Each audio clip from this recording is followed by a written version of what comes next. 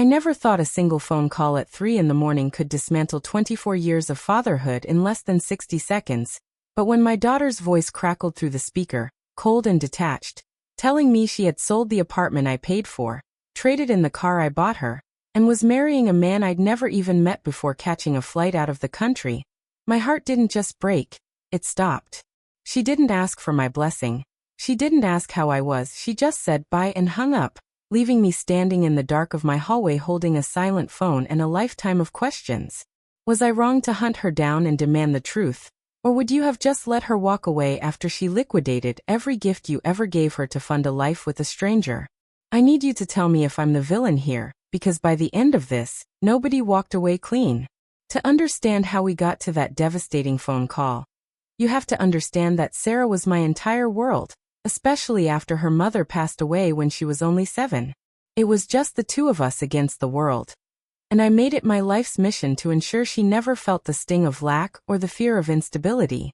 I worked double shifts at the firm, sacrificed every hobby, and stayed single for nearly 2 decades just to make sure she had the best education, the best clothes, and eventually, a head start in life that I never had.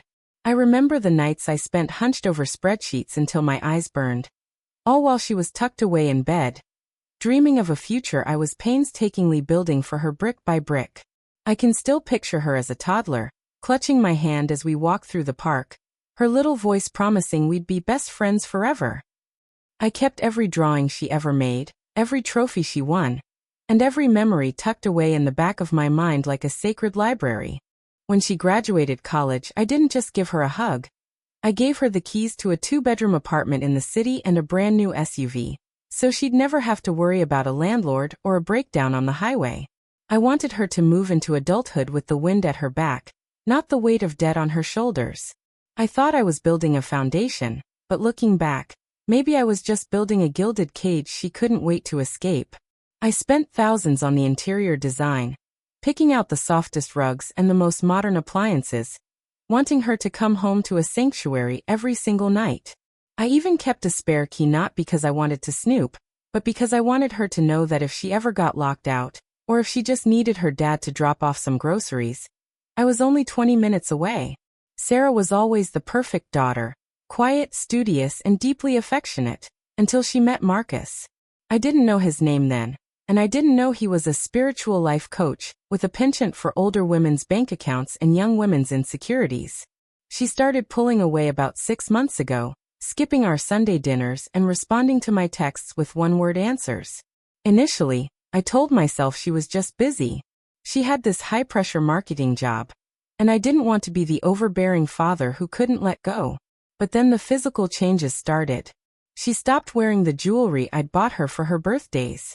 She started dressing in these plain, linen clothes and talked incessantly about detaching from the ego and finding a higher resonance.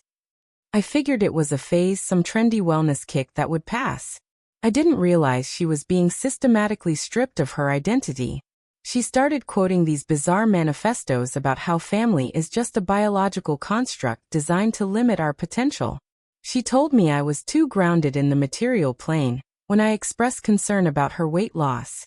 I watched the spark in her eyes dampen, replaced by a hollow, glazed-over look that I now know was the result of hours of meditative chanting and controlled dieting Marcus had prescribed. The silence grew heavier until it culminated in that midnight call.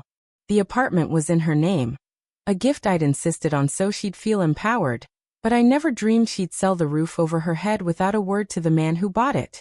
The next morning, I drove to her building, my hands shaking on the steering wheel, the coffee I'd tried to drink churning in my stomach. I found a locksmith changing the codes and a moving crew hauling out the last of her designer furniture. The sofa we'd picked out together, the dining table where we'd shared her first meal in the new place. They told me the unit had been sold in a flash sale, for nearly 30% under market value just to get the cash quickly. My daughter, the girl I taught to ride a bike, the girl I stayed up with through every bout of flu, had vanished into thin air with a bank account full of my sacrifices. The neighbors mentioned they'd seen a man coming and going, someone who spoke in a low, hypnotic voice and always wore sunglasses even at night. I spent the next 48 hours like a man possessed, calling her friends, her office, even her old college roommates. Her boss at the marketing firm told me she'd quit 2 weeks prior, claiming she'd found her true calling in the service of the collective. He said she had cleared out her desk in the middle of a Tuesday and walked out without a goodbye. No one knew Marcus, but they'd seen him. A guy 10 years older, with a silver tongue and a way of making Sarah look at him like he was the Messiah. I went to her favorite coffee shop, the park where she used to run, even the gym she frequented. Everywhere I went, the trail was cold. It was as if she had spent months meticulously erasing her footsteps before finally leaping off the edge. I sat in my car in the middle of a torrential downpour, screaming at the top of my lungs, feeling like a failure. I visited the dealership where she'd traded in her SUV, and found out she'd practically given it away for half its value, as long as the payment was in cash. How could I have been so blind? How could the daughter I raised to be smart and independent fall for a conman's script? I started looking into her bank records. I still had joint access to a small savings account we'd set up years ago, and I saw the pattern. Small transfers at first, then massive chunks of money being moved into an account I didn't recognize. She wasn't just leaving. She was being bled dry. Every penny I had worked for, every dollar I'd saved for her wedding or her future children, was being siphoned off into the pockets of a ghost. I spent a whole night scouring the internet, looking for any trace of this spiritual community she had mentioned, and what I found made my blood run cold. There were forums filled with families like mine, people who had lost their daughters to a man who promised enlightenment but delivered bankruptcy and isolation. I read stories of girls who had been coerced into cut off all contact, convinced that their parents were energy vampires, sucking the life out of them. So that is the situation I was in, standing in an empty apartment that used to be my daughter's home, realizing she had liquidated her entire life to follow a man I didn't know to a destination she wouldn't disclose. Before I tell you about the confrontation at the airport and the dark secret I uncovered about Marcus that changed everything, I want you to pause right now and comment below. What would you have done? Would you have respected her independence and stayed home? Or would you have hunted for the truth no matter the cost? I couldn't just sit there. I used a private investigator friend to track her passport activity, and discovered she was booked on a 6 a.m. flight to Belize. I made it to the terminal with 20 minutes to spare, my heart hammering against my ribs like a trapped bird. I spotted her in the departure lounge, and my blood ran cold. She wasn't alone. Marcus was there, his hand possessively on her neck, whispering in her ear while she looked pale, almost ghostly. She looked like she hadn't slept in weeks, her eyes sunken and her skin sallow. When I called her name, she didn't run to me. She hid behind him, her eyes darting around like a cornered animal. That was the moment I realized this wasn't a wedding. It was a kidnapping of the soul. I demanded to know why she was doing this, why she was throwing away a life we had built together for a man who looked like he belonged in a mugshot rather than a marriage certificate. Marcus stepped forward with a smug grin, his voice smooth and terrifyingly calm, telling me Sarah was finally free from my materialist control, and that the money from the apartment was her contribution to their new community. He talked about releasing the burdens of the past, and how I was a blockage to her spiritual growth. I looked at my daughter and asked her if she really loved him, and she couldn't even look me in the eye. She just kept repeating that they were starting over, her voice sounding robotic, as if she were reciting a script she'd been forced to memorize. Every time I tried to reach for her hand, Marcus would step in between us, physically barring my path while maintaining a sickeningly polite tone. That's when I pulled out the file my friend had pulled on Marcus. A man whose real name was David, who had 3 different identities and a trail of marriages and spiritual partnerships across 4 different states. Every single one of them ended the same way, with young women losing their inheritance, their homes, and their sanity before being discarded. I threw the police reports on the airport floor, the pages fluttering like dead leaves. I watched her face change as she saw the photos of the other girls. Girls who looked just like her, standing next to the same man in different cities. I pointed to a report from a family in Oregon whose daughter was still missing after joining David's collective 3 years ago. I showed her the bank statements showing that the community fund was actually a personal offshore account in the Cayman Islands. Marcus's face twisted into a mask of pure rage.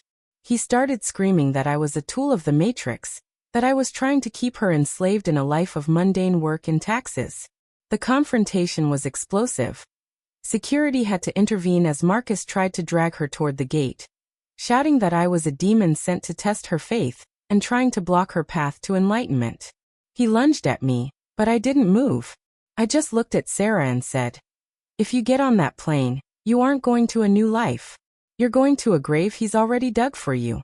Look at the faces of the girls who went before you, Sarah. Where are they now? Why haven't they called their fathers?" The spell finally broke. Sarah collapsed onto her knees, sobbing, clutching the police reports to her chest, realizing she had sold her entire future for a lie crafted by a professional predator. She finally saw the monster behind the guru mask. Marcus tried one last time to reach for her, but the airport police, seeing the commotion and the scattered files, stepped in. He didn't even put up a fight. He just turned and blended into the crowd, vanishing before the officers could verify his identity. He was a professional. He knew when a mark was lost. We didn't get the money back. The cash from the apartment and the car sale was already moved to an offshore account Marcus controlled. Gone into a digital abyss I'll likely never see again. But I got my daughter back, and in that moment, the money didn't matter. The aftermath, however, was a different kind of hell. Sarah had to move back into her old childhood bedroom, the one with the posters still on the walls from when she was 16. She was humiliated, penniless, and broken. She had to face the reality that the independence I worked so hard to give her was gone in a flash of manipulation. She fell into a deep depression, paralyzed by the guilt of what she'd done to me and to herself. She wouldn't eat, she wouldn't sleep, and for weeks she barely spoke a word.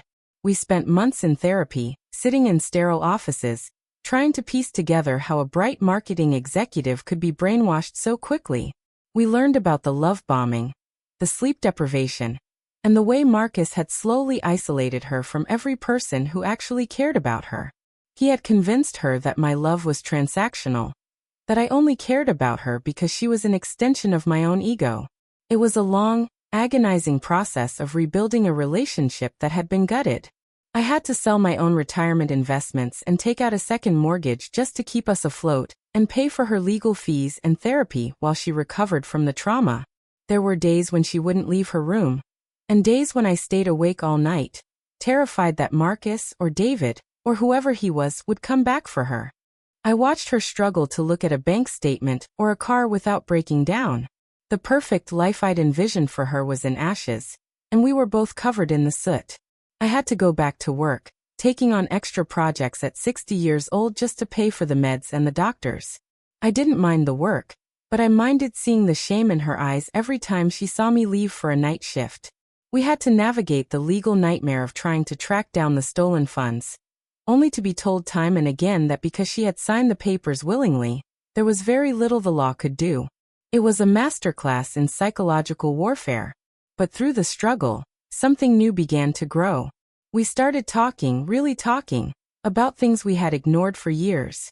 She admitted that she felt pressured by the perfect life I'd handed her, and I admitted that I'd been trying to replace her mother's absence with things rather than presence.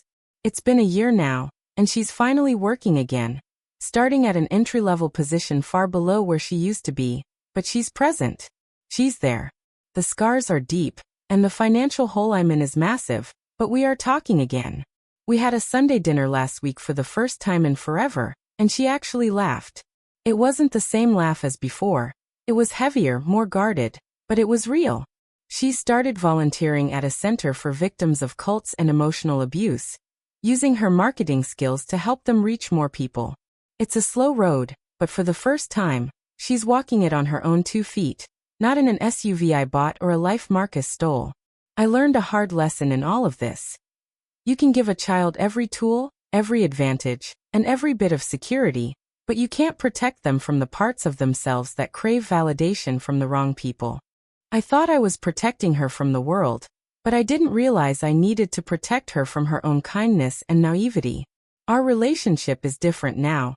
It's not based on the gifts I can give or the success she can achieve, but on the simple fact that we survived the worst thing that ever happened to us. If there's a moral to this mess, it's that true love doesn't ask you to burn your bridges, delete your past, or sell your safety to prove your devotion. Anyone who asks you to prove your love by making yourself vulnerable and isolated is not a partner. They are a parasite. You have to be careful who you let into your head, because once they have the keys, they can strip your soul as easily as they strip an apartment. Like this video if you think I did the right thing by crashing that airport gate and risking everything to pull her back from the edge. And subscribe for more stories about the hidden side of family loyalty and the predators that hide in plain sight. Share your final thoughts on this whole mess in the comments section. Did I overstep as a father by tracking her down? Or did I save her life before she disappeared into the jungle of Belize? Do you believe people can truly recover from that kind of manipulation? Or are we just living in the aftermath of a disaster? I'll see you all in the next story.